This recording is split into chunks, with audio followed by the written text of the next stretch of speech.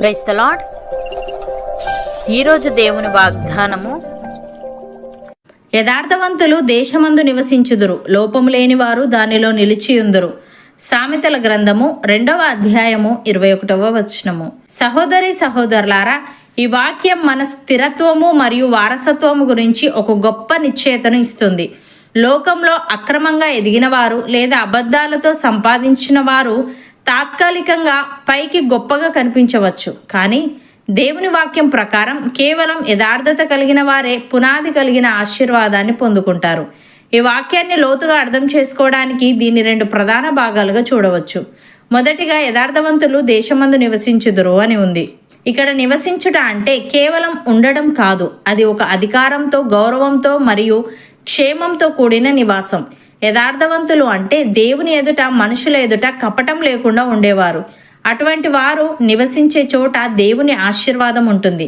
దేవుడు ఇజ్రాయేలీలకు కానాను దేశాన్ని ఇచ్చినప్పుడు వారు యథార్థంగా ఉన్నంత కాలం ఆ దేశం వారి ఆధీనంలో ఉంది. అలాగే మనం మన ఉద్యోగంలో లేదా వ్యాపారంలో యథార్థంగా ఉంటే ఆ స్థానంలో దేవుడు మనల్ని గౌరవప్రదంగా నిలబెడతాడు. లోకపు రాజకీయాలు లేదా మనుషుల కుట్రలు మనల్ని మన స్థానం నుండి కదిలించలేవు. ఎందుకంటే మనం నివసించే దేశానికి లేదా స్థలానికి దేవుడే కాపలాదారుడు. ఉదాహరణకు, సౌలు రాజు దావీదును చంపాలని ఎన్నో కుట్రలు చేసినప్పటికీ దావీదు తన యథార్థతను వదులుకోలేదు. యెహోవా అభిషేకించిన వానిని నేను ముట్టను అని తన నీతిని కాపాడుకున్నాడు. ఫలితం, సౌలు రాజ్యము నుండి కొట్టివేయబడ్డాడు. కానీ యథార్థవంతుడైన దావీదు ఇజ్రాయేలు దేశాన్ని ఏలే అధికారాన్ని పొందాడు. దేవుడే అతనికి కాపలాగా ఉండి శత్రువుల చేతికి చిక్కకుండా కాపాడాడు. అలాగే దానియేలు బబులోను వంటి అన్ని దేశంలో అన్ని దేవతలను ఆరాధించే రాజుల మధ్య ఉన్నప్పటికీ తన దేవుని పట్ల యథార్థతను చాటుకున్నాడు. రాజ్యంలోని ఇతరులు అతనిపై కుట్రలు చేసి సింహాల బోనులో వేయించినా ఆయన చెక్కు చెదరలేదు. దానియేలును దేవుడు సింహాల నోళ్ల నుండి కాపాడటమే కాకుండా 4 రాజుల కాలంలో అత్యున్నత అధికారిగా ఆ దేశంలో నివసించేలా చేశాడు.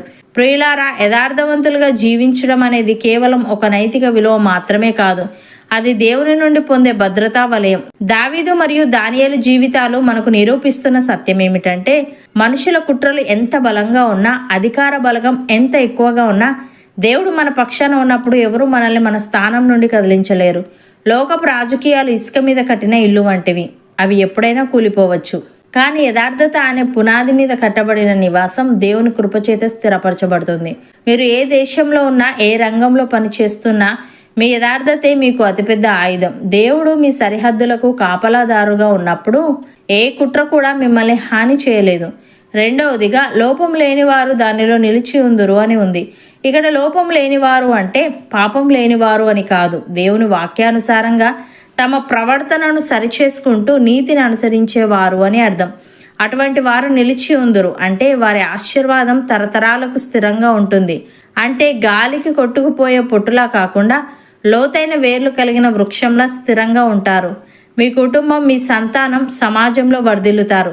దుష్టులు త్వరగా చిగురించి వాడిపోవచ్చు, కానీ లోపము లేకుండా దేవుని మార్గంలో నడిచే బిడ్డలకు దేవుడు శాశ్వతమైన వారసత్వాన్ని ప్రసాదిస్తాడు. మీరు కట్టిన ఇల్లు, మీరు పడిన ప్రయాసం వ్యర్థం కాకుండా నిలిచి ఉంటుంది. ఉదాహరణకు, నోవహు కాలంలో లోకమంతా పాపంతో నిండిపోయి ఉన్నప్పుడు నోవహు ఒక్కడే తన తరములో నిందారహితముగా జీవించాడు. కాబట్టి లోకమంతా జల ప్రళయంలో కొట్టుకుపోయినా నోవహు మరియు అతని కుటుంబం ఓడలో క్షేమంగా నిలిచారు. నోవహు నీతి కారణంగా అతని సంతానం ద్వారా భూమి తిరిగి నింపబడింది. దేవుడు అతనితో నిత్య నిబంధన చేసి తరతరాలకు అతని వంశాన్ని ఆశీర్వదించాడు. అలాగే యోబు గురించి దేవుడే సాక్ష్యం ఇస్తూ, యోబు నీతిమంతుడును, న్యాయవంతుడును, యథార్థవంతుడునై దేవుని యందు భయభక్తులు కలిగి చెడుతనమును విసర్జించిన వాడు అని చెప్పాడు. సాతాను యోబు ఆస్తిని, సంతానాన్ని, ఆరోగ్యాన్ని దెబ్బతీసినా యోబు దేవుని మీద ఉన్న నమ్మకాన్ని వదులుకోలేదు. గాలివాన వచ్చినప్పుడు బలమైన వేర్లున్న చెట్టు ఎలా నిలబడుతుందో యోబు కూడా అలాగే నిలిచాడు. ఫలితం, దేవుడు యోబుకు అంతకుముందు ఉన్నదానికంటే 2 ఆశీర్వాదాన్ని ఇచ్చాడు. అతని సంతానం 10 తరాల వరకు ఆశీర్వదించబడింది. ప్రియులారా, ఈరోజు మీరు మీ భవిష్యత్తు గురించి ఆందోళన చెందుతున్నారా? నాకు ఇక్కడ స్థిరత్వం ఉంటుందా, నా పిల్లల పరిస్థితి ఏంటి అని ఆలోచిస్తున్నారా? అయితే యథార్థతను వదులుకోకండి. లోకం ఎలా ఉన్నా మీరు మాత్రం దేవుని దృష్టిలో లోపం లేకుండా నడవడానికి ప్రయత్నించండి. మీరు అలా ఉన్నప్పుడు మీ నివాసాన్ని దేవుడే స్థిరపరుస్తాడు. ఏ శక్తి మిమ్మల్ని మీ ఆశీర్వాదాల నుండి వేరు చేయలేదు. మీరు నివసించే ప్రదేశంలో మీరు తల ఎత్తుకొని జీవించేలా దేవుడు మిమ్మల్ని ఆశీర్వదిస్తాడు. మీ వారసత్వాన్ని దేవుడు కాపాడుతాడు. ఈ రోజే ఆ యథార్థతను ఆభరణంగా ధరించుకోండి. సర్వశక్తిమంతుడైన యెహోవా మిమ్మల్ని దేశమంతటా సాక్షులుగా నిలబెట్టునుగాక. అవును అన్నవారు నాతో పాటు ప్రార్థనలో ఏకీభవించండి. పరిశుద్ధుడా, ప్రేమగల తండ్రి, యథార్థవంతులు దేశమందు నివసించుదురని, లోపం లేని వారు దానిలో నిలిచి ఉందరని, లోకంలో అక్రమంగా ఎదిగిన వారు లేదా అబద్ధాలతో సంపాదించిన వారు తాత్కాలికంగా పైకి గొప్పగా కనిపించవచ్చు, కానీ నీ వాక్య ప్రకారం కేవలం యథార్థత కలిగిన వారే పునాది కలిగిన ఆశీర్వాదాన్ని పొందుకుంటారని సెలవిచ్చావు. తని నీకు స్తుతులు దేవా. యథార్థవంతులుగా జీవించడం అనేది కేవలం ఒక నైతిక విలువ మాత్రమే కాదు, కానీ అది నీ నుండి పొందే భద్రతా వలయం గనుక మనుషుల కుట్రలు ఎంత బలంగా ఉన్నా, అధికార బలగం ఎంత ఎక్కువగా ఉన్నా, నీవు మా పక్షాన ఉన్నప్పుడు ఎవరూ మమ్మల్ని మా స్థానం నుండి కదిలించలేరు గనుక మేము ఎక్కడున్నా, ఏ రంగంలో పనిచేస్తున్నా మా యథార్థతే మాకు ఆయుధంగా మార్చుకునే వారంగా ఉండుటకు సహాయము దయచేయమని.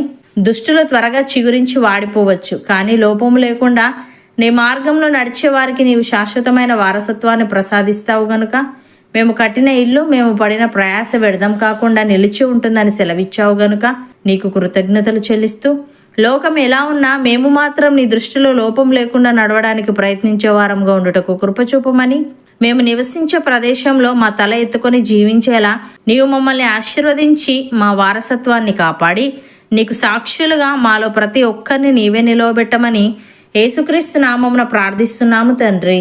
ఆమెన్.